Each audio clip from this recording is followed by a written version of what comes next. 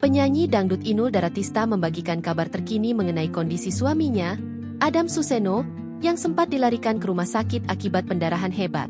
Inul mengungkapkan bahwa kondisi Adam mulai membaik. Inul mengatakan, Adam kini sudah sadar dan bisa duduk kembali. Alhamdulillah hari kelima Wes melek, meski matanya imut sebelah Wes duduk manja. Tulis Inul dalam unggahannya di Instagramnya, dikutip kompas.com, Rabu, 25 Juni 2025.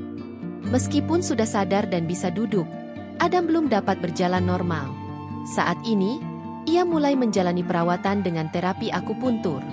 Inul juga menyebutkan bahwa suara Adam masih terdengar sembar dan belum kembali normal.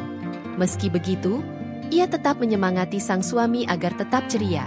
Tak lupa, Inul berterima kasih atas doa dan dukungan yang diberikan kepada suaminya. Ia juga mengingatkan pentingnya menjaga kesehatan, terutama karena kaki memiliki pembuluh darah besar yang terhubung ke jantung. Sebagai informasi, Adam Suseno dilarikan ke rumah sakit setelah mengalami pendarahan hebat. Kaki Adam terkena batu karang tajam ketika sedang memperbaiki kolam. Akibatnya, pembuluh darah vena Adam Suseno sobek dan harus dijahit. Download Tribun X sekarang, menghadirkan lokal menjadi Indonesia.